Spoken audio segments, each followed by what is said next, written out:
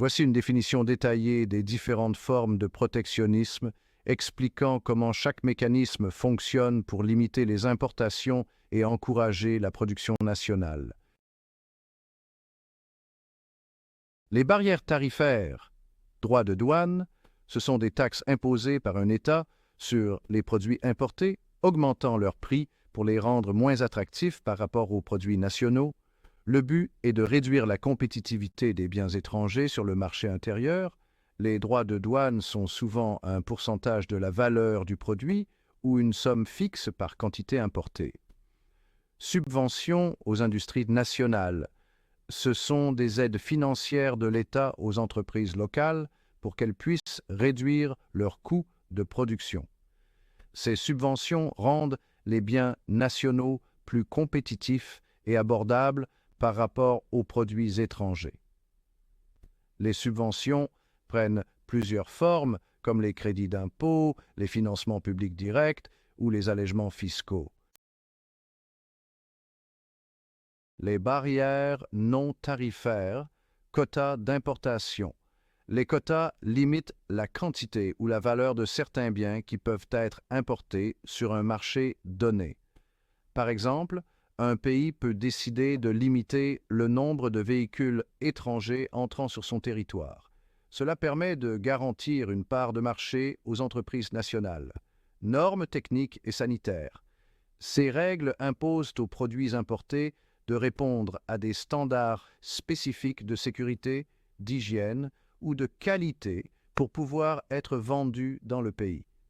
Par exemple, certains pays imposent des normes sanitaires strictes pour l'importation de produits alimentaires ou des exigences techniques pour les équipements électroniques. Procédures administratives complexes.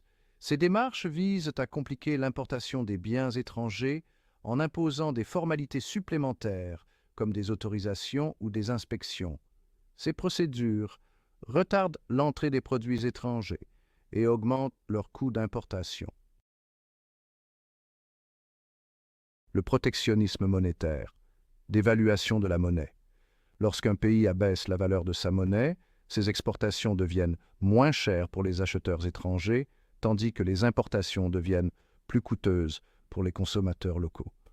Cela favorise la consommation de produits nationaux, car les produits importés coûtent davantage.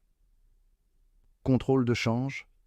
Le gouvernement limite l'accès à la devise étrangère en restreignant la quantité de devises disponibles pour les importateurs, rendant les achats internationaux plus coûteux et plus difficiles.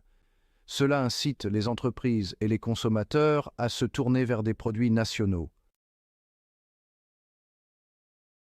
Le protectionnisme déguisé, c'est un peu comme une forme subtile de protectionnisme. Nationalisme économique, par exemple, repose sur des campagnes de sensibilisation qui encouragent les citoyens à consommer des produits locaux pour soutenir l'économie nationale.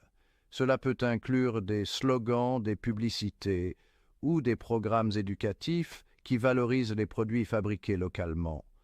Ensuite, il y a la clause de contenu local. Les entreprises étrangères doivent inclure un certain pourcentage de composants ou de main-d'œuvre locaux pour que leurs produits soient acceptés dans le marché intérieur. Par exemple, une entreprise étrangère pourrait être obligée d'assembler ses produits dans le pays d'accueil pour y vendre.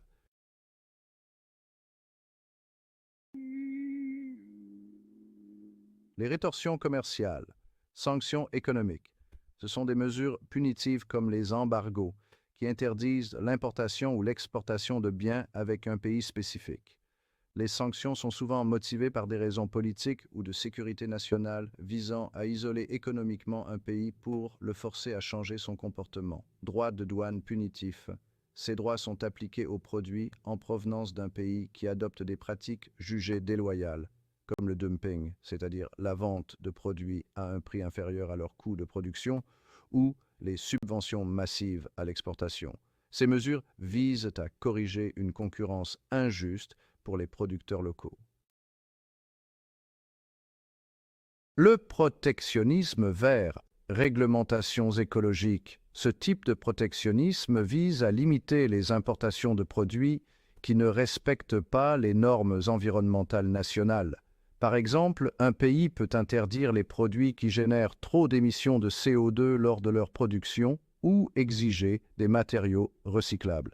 Ce type de protectionnisme est justifié par des préoccupations écologiques, mais il protège également les industries locales.